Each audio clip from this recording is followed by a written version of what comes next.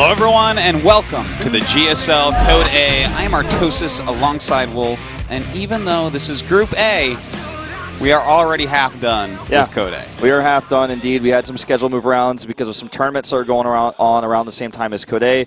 So Innovations Group was delayed to this week, and I'm very glad that we got to do that so that he gets to play in all the tournaments that he wants to.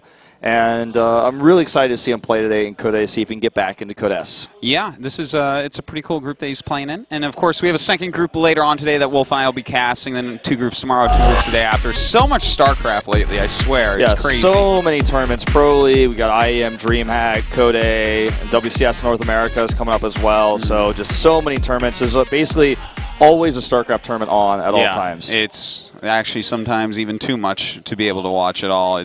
I've seen like 1 group of Code A so far because I was like on a plane, then DreamHack Valencia, flew back, slept, and here I am. So I'm like, I'm not even sure who's through yet completely. Yeah, it's a good time to be on summer vacation if you're like a student, you know, and you're on summer vacation. There's tons of time to watch VODs if you're about to travel as well.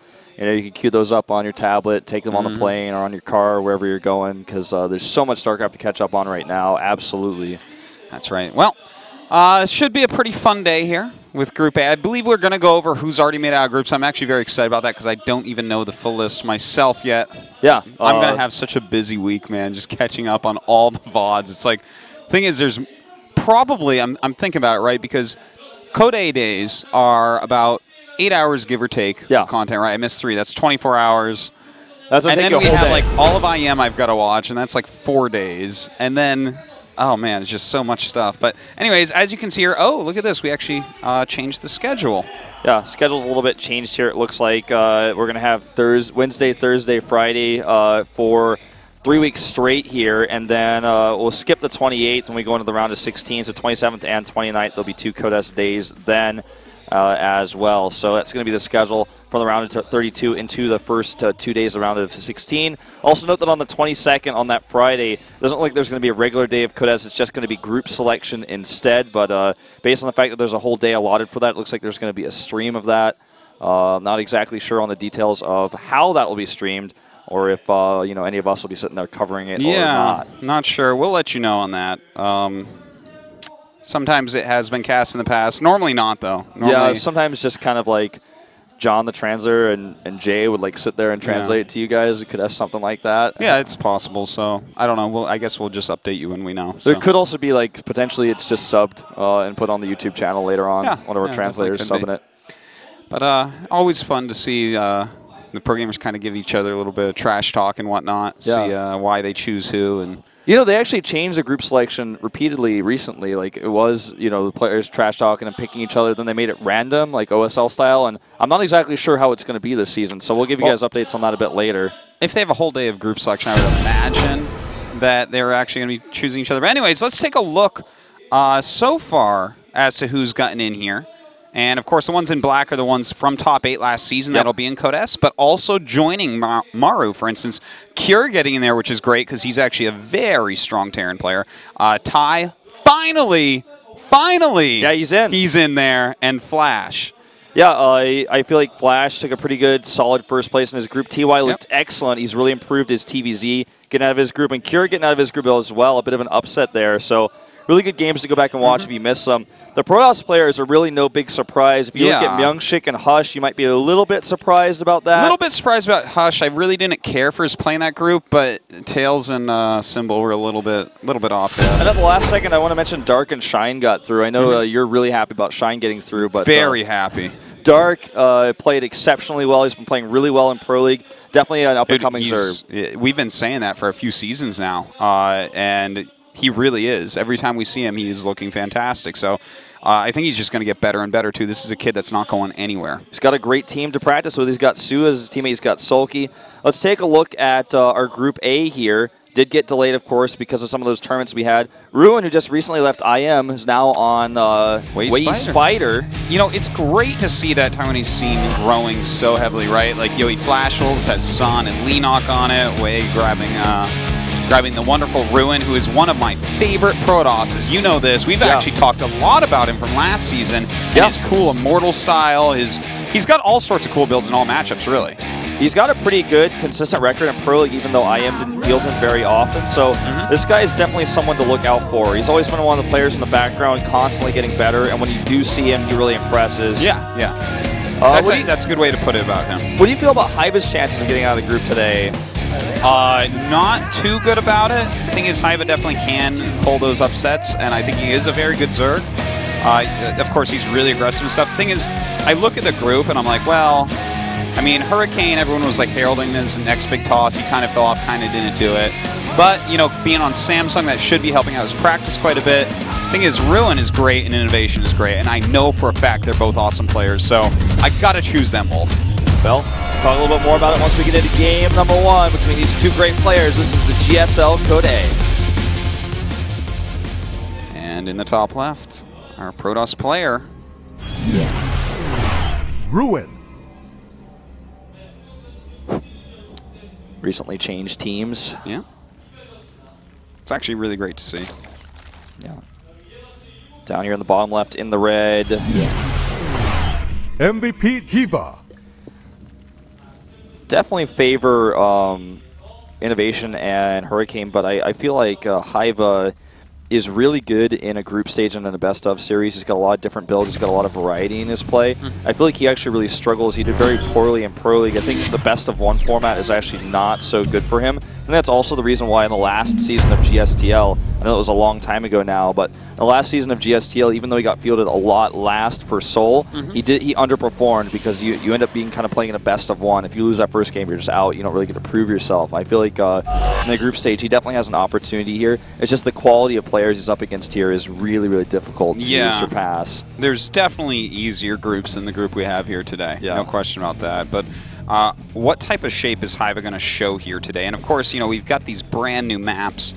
I don't know, how are you liking the maps so far? I haven't actually gotten to talk to you in a couple weeks, so how are you liking these maps? Oh, I'm liking a lot of them. For example, Deadwing is really interesting. I'm not really decided on it just yet. Close spawns can be really terrifying for Zergs.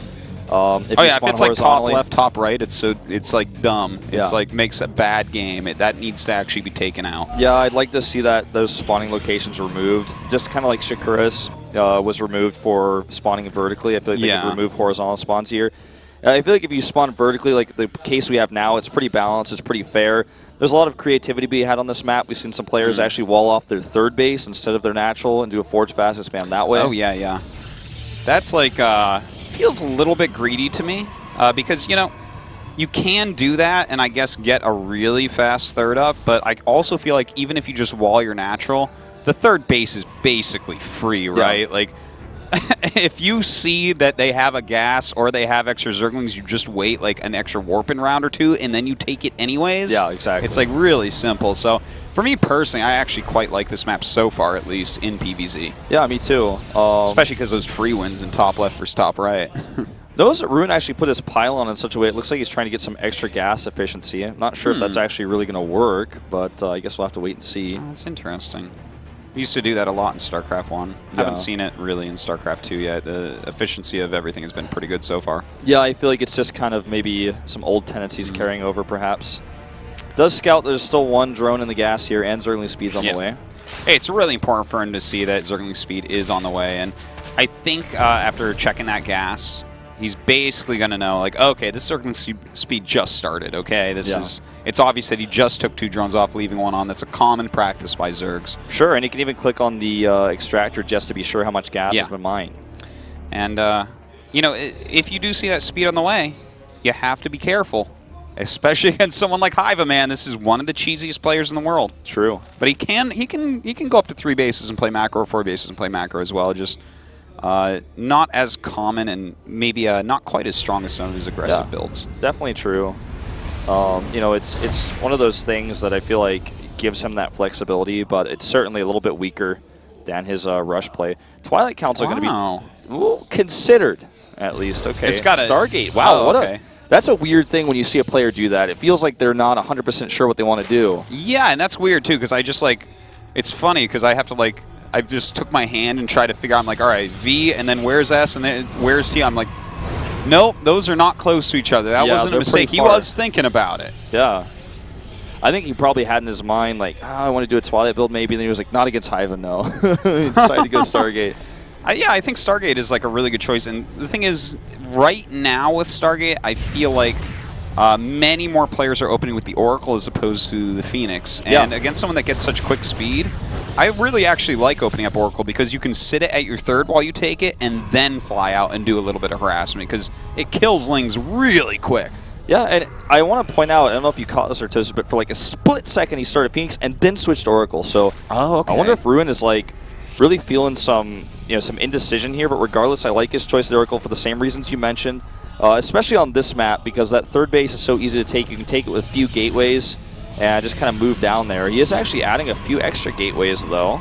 Oh. You think it's going to be that Oracle timing attack? It could be the Oracle 5 gate, absolutely. This looks like it. Yeah, in fact, this is kind of crazy. I'm looking forward to it. We saw this build, like, for instance, look, he faked taking the gases. I like it. So smart. But we saw this build, actually, not exactly this build, but something similar from, I believe it was MC in the DreamHack Finals. We'll see what he can get done with it here. Sorgo just wants to poke a little bit. It's not critical for him to get a ton of kills. Just get some information, force Spore Crawlers to be made. He doesn't want to lose it. This is like a little bit funny, right? Because he made one Oracle, and he's going up to these gates, and he's making mostly Stalkers against a Speedling-based army. But maybe he just goes pure Zealot from here, right? To just have the Stalkers to hit things running away and hit Roaches. I've seen a player do this recently in Pro League. I can't remember exactly who it was. Makes a lot of Stalkers to force Speedlings, and then pulls completely out of gas, or at least out of like 3 gases, and only leaves 1 gas mining and makes a ton of Zealots with those extra minerals. Now he's warping in only Zealots right now. The Roach Warren isn't done yet, so he's going to have to rely on those Speedlings for a little bit longer. He's not only going to have a Roach Warren, but a Hydra Den as well. Not sure if he can really afford to make a ton of Hydras yet, but if he can hold on a little bit longer, that's going to be really useful for him here. Yeah. And you know what? Roach speed on the way. 14 Roaches coming up, but not a whole lot else. So this is a really powerful attack. Only 2 sentries in there, but I think he has about 3 or maybe even 4 force fields at the moment. Yeah, he's got a lot of those. He's got a lot of pylons as well, so even if 1 or 2 of those are eliminated, he's got a lot of background to work with here. First Roaches are starting to pop out now, and there come some of those force fields. Man. Really nice, and a time warp. That's exactly what he needed right there. That is a lot of Roaches basically for free. And these Zealots going to move a little bit too far forward. He's going to lose a couple of these pretty cheaply, but that is a lot of Stalkers he's got now. Yeah, that time warp again, making it so these Roaches can't really retreat very easily against those Stalkers. Even the Zealots coming in there to tank a little bit. This is starting to work really, really well for Ruin. And we'll want to see the production tab to see how much actually is being built right now. He's got a lot of Lings up here. A lot of Lings indeed, and he actually has to pull back here. He's got no force fields left. He's used both time warps, and he's got just a Stalker-based army. So the Ling switch is exactly what Hyvaa needs here, but a lot of damage has already been done. If Ruin even pulls back, I think he's completely fine. I don't know if he will though. With that next warp-in round, he's got a lot of scary. He's got a lot of damage. His base isn't mining right now. It's actually heavily damaged as well. He needs to get those Zealots in the front. Those Lings actually did a lot more than they were supposed to, but he didn't have the critical mass that he really needed to punch through here. Now the Roaches with their speed and with their +1 going to be able to pick off Zealots very quickly, and on the creep, the Stalkers are even going to have a hard time. Yep. Well, he's off creep here now. The Stalkers going to take pretty good engagements against these Roaches. Now they're kind of stuck outside. He needs to be careful of that Mothership Core. If he can just wait a little bit longer and get another time warp down. And it looks like he is going to continue to try to punch through these forces. This Zealot, both Zealots actually doing a pretty good job there of tanking some hits, but the Stalker is going to be able to pick off all these Roaches once again. Yeah, I think he's just kind of running out of larva at this point. He's just really not able to produce. He's lost so many Harvesters as well. And this is going to be into this base for sure. Again, that production tab is missing. Okay, there it is. So he doesn't have any sort of other tech coming up for him. So even if Ruin just moves back here, I feel like he's in a pretty okay spot. He's eliminated this base. He can take a third base essentially for free, start a Robo. He may just try to end the game. I mean, he's got a large army here. Yeah, I mean, he can push in for these drones having to be pulled. If he just continues warping Stalkers and micros them right, I feel like this is just a win. Like, plus, this is too much damage. The Oracle just annihilates those drones with the help of the Zealots there at the front. And good micro away from the Spore, away from the Queen. Loses the Mothership Core, but I think at this point that's just a formality. He's killed enough drones off that, I mean, even if he just, like, if these were Banelings and he had X on them to kill them, he would still be fine. Yeah, if Ruin pressed the button to blow up all of his units, he could probably still win. Yeah, I would say so. This is just it. We're going to have to see a GG here from Hyvaa in just a moment. GG indeed. Ruin takes game number 1 pretty handedly. Very aggressive timing there. A lot of indecision in his early game, though. It felt like it. Like, maybe he was trying to decide what build to go with. There's actually like 3 or 4 interesting points that I want to go over from that game. First off is Hyva's scouting. His Overlord saw those gases and pulled away. I want to know, did he ever poke back in? Because, guys, we don't get a preview monitor. We just see exactly what you see. So sometimes it's hard to know exactly. Like, did Hyva poke back in with an Overlord at some point and check that no gas was mined? Because he had an Overlord seeing that there was no third base. Yeah. And if you see they're faking gases at their natural and no third base, I felt like he did figure out eventually when he saw that there was no third base that something was coming. That's when he threw up the Roach Roar and the Hydro's Den. He was like, uh-oh. So that's kind of like an interesting little point there, but it was a nice, tricky play by Ruin. Yeah, it really was. Basically, I feel like the way Ruin played that game means he's going to take an aggressive stance in game number 2 as well, and then if it goes to a macro game, he'll play it in game 3. This is Overgrowth, obviously almost 100% pick rate versus Protoss for Zergs right now, but I don't know, man. The fact that he just started the Twilight Council, then went into Stargate, and also started the Phoenix and went into Oracle, I feel like he just knows he can beat Hyva with aggression, but he just knows exactly what type he wants to use. You know, another kind of interesting thing is we've seen, like, when Phoenix was the go-to unit out of the Stargate, we saw the Phoenix 7 gates develop, right? And now we're starting, because people have been using Oracle for a while now and figuring out that Oracle is actually a really nice opener, we're seeing things like this Oracle 5 gate build, and it's just kind of a cool thing. I love the progression of the metagame. It's really strong. Let's see if Hyva can change things up here in game number 2.